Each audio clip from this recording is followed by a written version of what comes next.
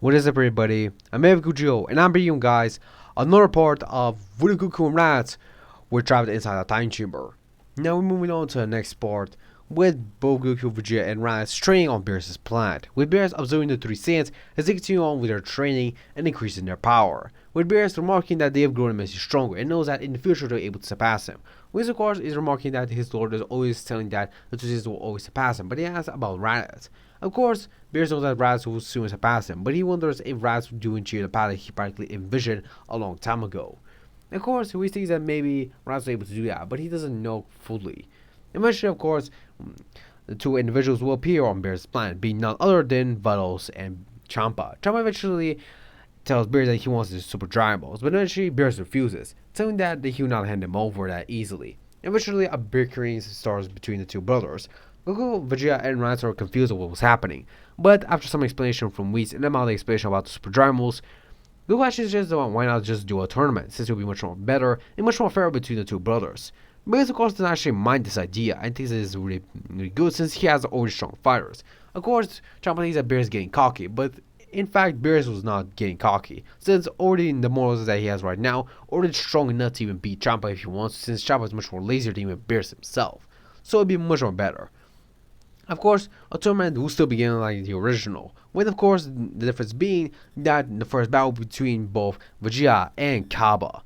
With of course Vegeta actually being embarrassed by the power of the young Saiyan, but he can tell that Kaba isn't actually not taking something seriously. Eventually, Vegeta asks Kaba why he is not going Super Saiyan.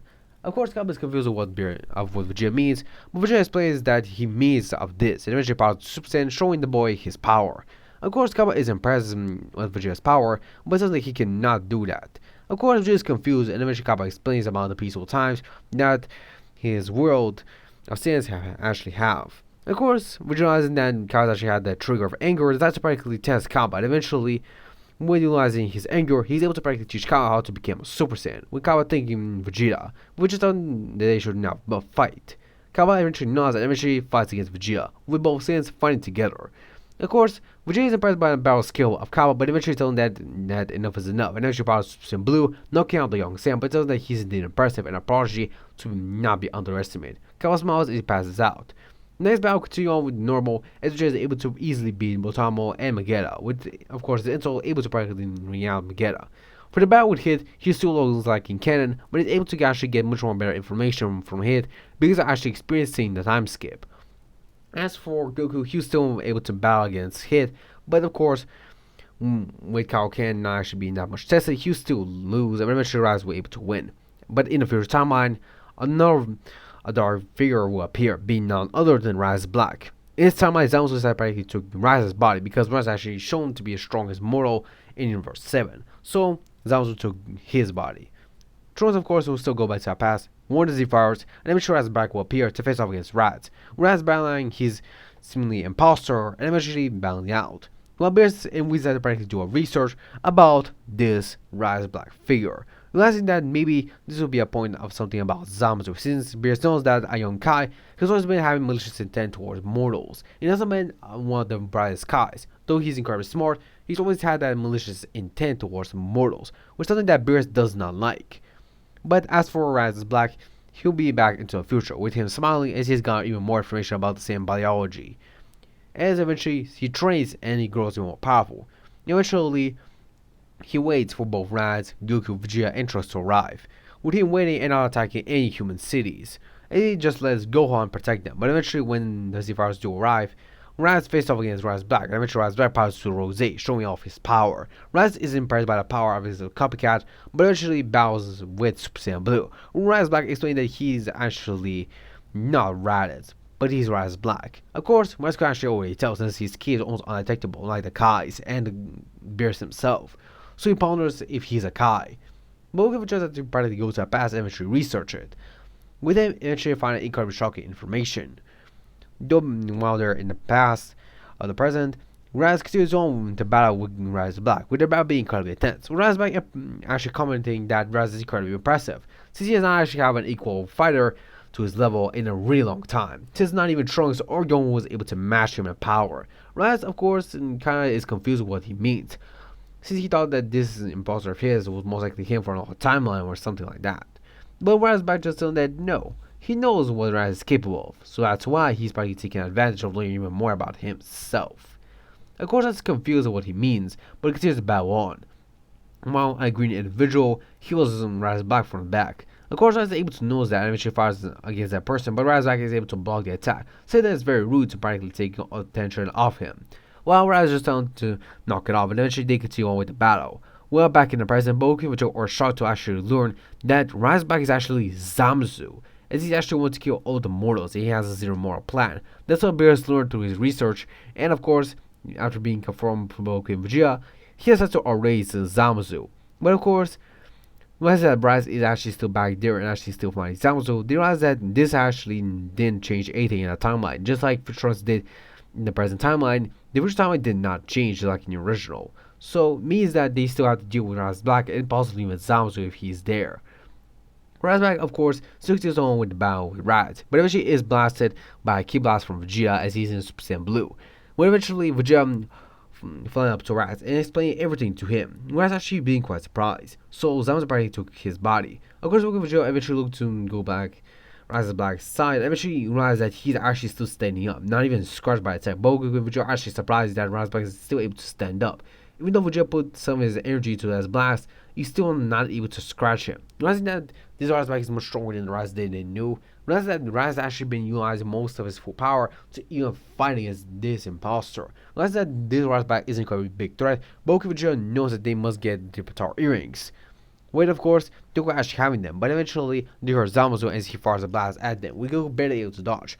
While Raz just looks calm and eventually fires up into massive Super Saiyan Blue, a form that both him and Goku have been trying to strive for a long time. And of course, even Vegeta being sharp to actually see the form. Realizing that actually Raz was able to achieve it. Raz eventually fights off against Razback, with Raz and Black being commenting that Raz's power is incredibly impressive, but he still is weak just like his daughter was. Of course, Raz's eyes widens and asks him to go back Razback of what he means, with Razback confirming that he killed his family. This enrages Raz as he punches Razback, sending him flying into the atmosphere. Surprisingly, Goku and Vegeta have the power that increase that Raz achieved, but they need to focus now on Zamasu, while Raz continues to pull down Raz's Black, with him saying to Razback that he'll not give up. He'll kill Razback for everything he has done. Razback just smiles and tells Raz to give it his all, with Raz doing exactly that, giving all the power he has to kill Raz Black. But Razback is able to endure it and then block most of the attacks, since Raz's attacks will actually start to get much more wild and much more unpredictable. Similarly, as Raz could not have done anything else. Of course, Raz continues on to fire wildly, while Razback is able to block the attack, but eventually Raz starts to calm down. Of course, Razback realizes that him practically trying to get on Raz's offside is not gonna work. So knowing that he might not be able to keep up with Raz in this form, he realizes that he must fuse with his other counterpart, saying Zelda now has been time. Zelda of course smiles and thanks his other counterpart. Eventually they both fuse to fuse Zamasu. With fuse Zamasu able to beat down the three Saiyans as they seemingly or powered by the fusion of the false god. Vegeta realizing that they did not be able to defeat Zamasu alone, tells Goku and Vegeta to use the Patar earrings. Since Vegeta is now critically injured, he cannot fuse with Goku. Of course, Goku tells him that he should at least fuse with Vegeta just in case. But Vegeta tells him that he's still weak and Raditz is still at full power. So he says that they must fuse together. It's their only option. They of course is reluctant, but he tells Vegeta he will do his best. Vegeta firing a blast against Fuse Zamasu to distract them, with Fuse Zamasu being distracted by the blast. While Goku and Raditz will look at each other. Goku asks his brother if he's ready, with Raditz nodding, saying to his brother he is ready. Both would then solemnly nod to each other, with Goku smiling and tells Raditz that he's always been wanting to fuse with his brother and wanted to say that he's always happy to have him by his side. Raditz smiles and tells his brother that he's always felt the same as well. Both then will fist bump and eventually put the Patar rings together.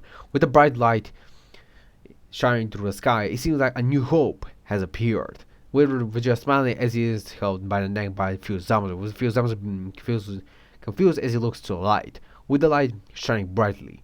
This was a fusion between the two brothers. The brothers who practically experienced so much throughout the years and have been fighting strong foes ever since they knew. And now they are now fused together as one being. A being that is not just Goku or Raditz. They have now fused into something more powerful, being none other than Raditz. A fusion between Goku and Raditz, with the power of this fusion being impressive. And even just by his presence alone, Raditz is able to practically make Zamasu shiver.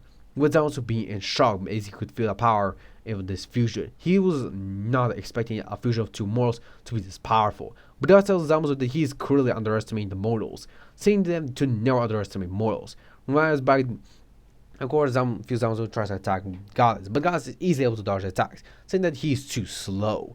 Continuing on to dodge attacks, Goddess' speed is much more better than even Zamasu, with Zamasu actually being in shock. Goddess says that he's pretty impressive, but now it's time to keep it up a little bit.